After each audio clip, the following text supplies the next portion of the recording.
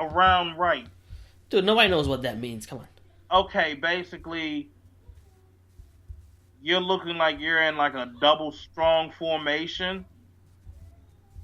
You got one wide receiver, or that could be your tight end. The way you want to put it, you have him. He's basically the Z. He's gonna go into motion, and the way this play is gonna be set up, it's gonna cut off. The backside is gonna be beta, and he's gonna get cut off, and it's gonna be the running back following the fullback on the direction to the left hand side. And if you look at some of the plays we ran over the past couple of years, we've always ran. I put it like this. No, excuse me. Let me take that back. We tried to run all of our plays to the right hand side this past season, where if you ran it to the left hand side, what we did on the games that we did majority win, and then go back to last season, those were our big runs. Even going towards the end zone, that left-hand side.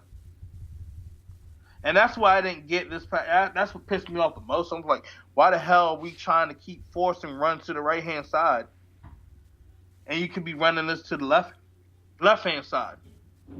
And like some of these audibles, like, oh my gosh, like just we're running with Falcon, we're running Eagle, Zebra, and the hand signals, the audible, a double dig. You calling out demon. Man, imagine if John Gruden switch some of these audibles out and just say, asshole. Stop and it. You're pointing at the linebacker coming in. He's time to do that too. Listen, what's his name? Brian Baldinger had a little piece on what John Gruden offense might look like in LA. So I'm going to play it for the crowd. Okay. Then we'll discuss. We'll add to it or see if we agree or disagree. Okay, here it goes. All right. Brian Baldinger for Instant Playbook. Now let's take a look at what John Gruden's offense might look like in Oakland this year. Remember, he brought Greg Olson from the Rams to be his offensive coordinator. And the Rams used the receivers and tight ends, Kupp, Higbee, Woods, to help seal the perimeter in the run game. And Gurley just 1 for 3 yards. Gurley going to run. Gurley through the left side. And Gurley carrying Falcons with him for a gain of 15 yards. Now, the big guys did all the dirty work inside. Right here, double team up to the linebacker. But they used the receivers and the tight ends to help seal the perimeter so that Todd Gurley could get alleys like this. And I don't believe that John Gruden's running back is on the Raider roster right now. He needs an every down back. John loves an every down back. Back that you don't ever have to take off the field. That is as valuable in the passing game as in the run game. So the Rams had Todd Gurley. Obviously, he was great at both. On this play here, they run the receivers down the field, and they take the coverage with them. Fakes, flips to Gurley, leaping his way for a first down, all the way up across the 46, 47-yard line. They want to clean out the box as much as they possibly can. They run vertical, and he takes the coverage with him. Now, you can run a 3-count screen behind it. Get 3 linemen out front. John loves a back that you can screen to, that you can check down to, that you can create matchups for, and I don't believe that back is on the Raider roster right now. John's base offense will be 11 personnel. You spread the field with 3 wide receivers, and then you have 1 back and 1 tight end. And from that, the quarterback will spread the field and look for his matchups. Won a ring with the Patriots last year. There's the first target of Jordy Nelson in the game, and he's got a first down. Here, Jordy Nelson runs the old dragon route right here. Day 1 installation. The quarterback is going to be expected to be disciplined and accurate because yards after the catch is paramount. Right here, Aaron Rodgers, right to Jordy Nelson.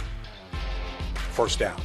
I think John would love to be able to spread defenses out with Derek Carr at quarterback. And I think he's going to need more speed in his lineup. The way Tyreek Hill added speed to the Kansas City Chiefs, where he could take the coverage off of defense.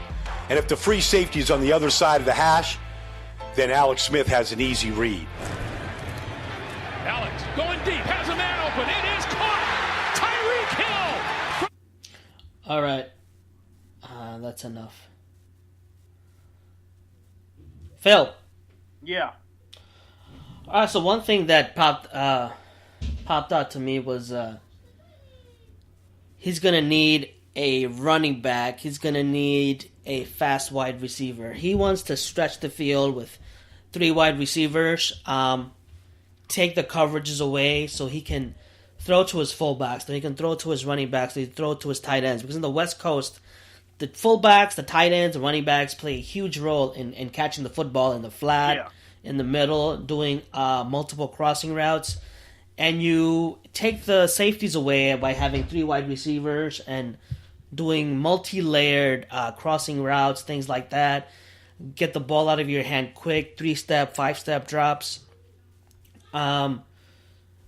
So, what do you think? What do you think he else is mixing in, and who do you think we can utilize? What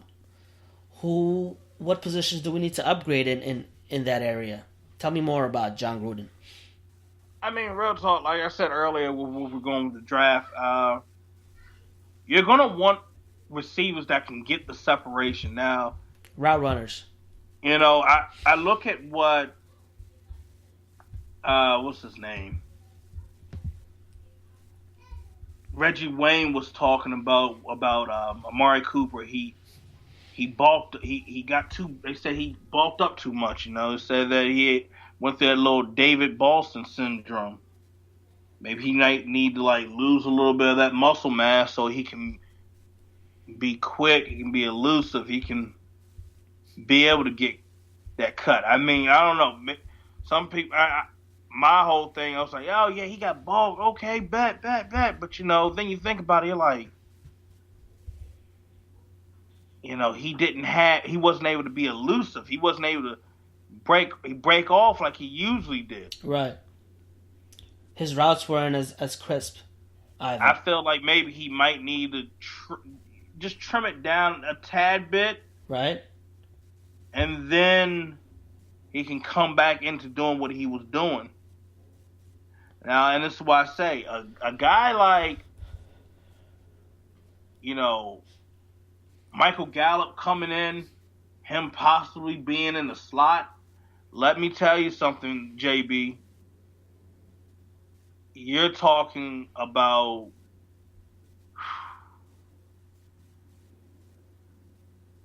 you love Michael Gallup, huh? Dude, it just took the breath out of my mouth. Dude. And it was also, they were talking looking about at Michael Gallup there, putting him in the slot, that's going to be so amazing. With him just breaking off, and then you're like, oh, God, we got to get him. We got to taking that focus on him possibly frees up so much, my friend. So much. A receiver that can break off his man means so much to a quarterback, means so much to an offense. Especially in the West Coast offense, where we don't have much time. You have to run quick, precise routes. You have to get in sync and in time. And the play calling too. He's not gonna. I think what they're saying. I read an article on the Washington Post. They were saying he's gonna come in and give Carr 2 different plays. Right? He would say, for example, double wing right, 2 jet circus. Canada with 200 jet smoke. So in this double wing right 2 jet circus is a play that takes advantage of cover 3 defense, right? Then he would say, but if he sees a cover 3 defense when he comes out to hike the ball, he can switch it to 200 jet smoke, which is part of the total call. And 200 jet smoke takes advantage of the cover 2 defense or something like that. So he does that. He throws in with Canada with 200 jet smoke, Canada with 2 wide banana. He comes in and he calls it. So he's going to give Carr a lot of leeway in the line of scrimmage. What happened last year was they were telling Carr, go out there, run this play. Now, he was running that play even though what he's looking at on the defensive coverage didn't make sense. If he sees play was running up the gut and he sees the 8-man box, he didn't have the freedom a lot of the times to change it. This time, he's going to have to memorize, and it's West Coast offense also a little complicated. Hey man, to you know memorize. what? I throw something at you wild. I will throw something at you wild. A personnel group, you know, and see, this is what I'm saying. Right here, this oh my gosh, this works so good.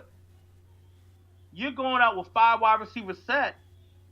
If you need to audible it, you're running an Irish. So they could be running a formation where you got 5 wide receivers, but you put one of your receivers in the backfield as the running back, and you know who's the most likely candidate that can pull that off. That's Cordell Patterson. Cordell Patterson, his body frame is built like a running back. He can take the top off if he's used right. I mean, he was used right when he came in at majority times, but he wasn't used enough. Yeah. He was used in the second game pretty well, but that's pretty much it against the Jets. By the way, another breaking some news. There's rumors that Mike Tice might call it a career. He might retire. He was quoted as saying, "Players no longer want to be coached." Anyway, take that for what it is. I don't know it's any truth to that, but I'm just seeing that on the Twitterverse right now. I mean, he came from a different time. So he has his opinions. You know, the other players have their opinions. I mean, it is what it is. Yeah. Cool. Anything else on Gruden? See, there's a lot we can talk about what Gruden did in the past, but it's not going to be the same. He wants to have more. Baldy mentioned he wants to have 11 personnel, 1 running back, 1 tight end. But from what I'm hearing, he wants to have multiple tight end sets. So it's not going to look like your regular West Coast offense. Also, the West Coast play calling, it's going to be different because he wants Carr to go no huddle sometimes, and you can't make long calls like use zap to West right tight, blah blah blah, something like that, and expect people to take like. Here's one of his calls, okay? Use zap to West right tight, F left, fake 99, toss crunch, naked right. You can't give Carr 4 of those calls into the huddle and say run one of them. So his West Coast calling style is going to be simpler. He's going to run a lot more no huddle, fast offense. So it's going to be a lot different than we're used to. Effective, growing with the time, and obviously different. No, you're right. And I look at some of these run plays. I mean, some of these plays that you can actually go through and you can change the format and turn it to a pistol formation. Right. And just looking at that, I'm just like, yeah. I mean, because you can also see them running, and we're going to probably see this a lot, zebra double wing right, 200 jets smoke. We're probably going to see a handful of that. You're going to also see east right slot U counter motion, 3-7-2 wide stick. And if I remember, matter of fact, that's something that I ran back in high school. We used to call that. I think what that was called. I think that was called Tiger. Right. Now, for the layman, I want to just, before we move on, I just want to break down like what that play call means, because not everybody understands, right? So one of Gruden's play call is spider 2 wide banana. Now, spider 2 wide banana is not the entire play. Spider 2 is the protection, and wide banana is the route the main receiver, number 1 receiver runs. But the entire play